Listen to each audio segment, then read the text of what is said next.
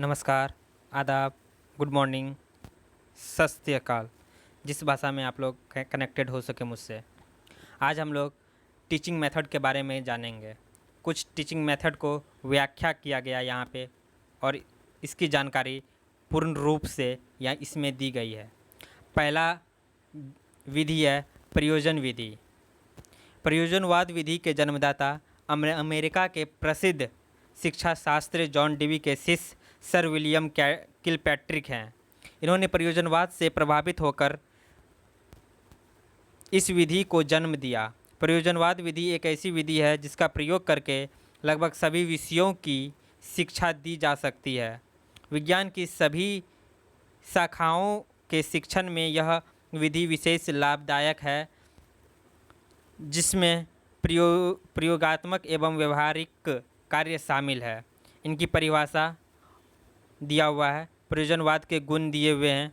एक अच्छी प्रयोजन के गुण क्या होती है वो सारी व्याख्या दी हुई है। प्रयोजन की विशेषताएं भी दी हुई है। प्रयोजन विधि के दोष के बारे में आप जान सकते हैं यहाँ से। कुछ आदर्श प्रयोजन कार्य भी जान लीजिए। अब आ जाती है दूसरी विधि, जो कि ह्यूरिस्टिक विधि जिसको कहते हैं, ह्यूरिस्टिक मेथड जिसको कहते हैं, जिसके जन्मदाता जो हैं H.E. हॉमस्टन हैं। H.E. हंगस्टन। इसकी इंट्रोडक्शन आ गए, फिर इसके परिभाषा आ गए, इसकी फिर विशेषताएं, फिर सीमाएं, इसी तरह इसका निष्कर्ष, अध्यापक की क्या भूमिका है उसमें संबंधित, वो भी आ गई। अब हम लोग दूसरी विधि के बारे में जानेंगे जिसको कहा जाता है आगमन विधि। इसको इंग्लिश में इंडक्टिव मेथड कहते हैं। अर्थ एवं उसका रूप दिया गया है, इस यहाँ से आप जान सकते हैं अच्छे से। आगमन विधि के शिक्षण क्रम को निम्नलिखित सोपाक्षों में बांटा गया है।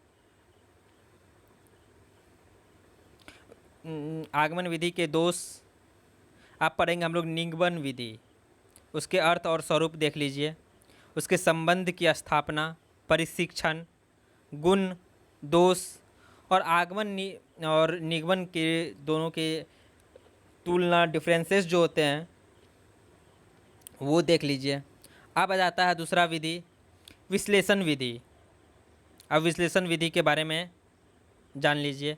विश्लेषण विधि के पद, उपयोग, विश्लेषण विधि के गुण, दोष।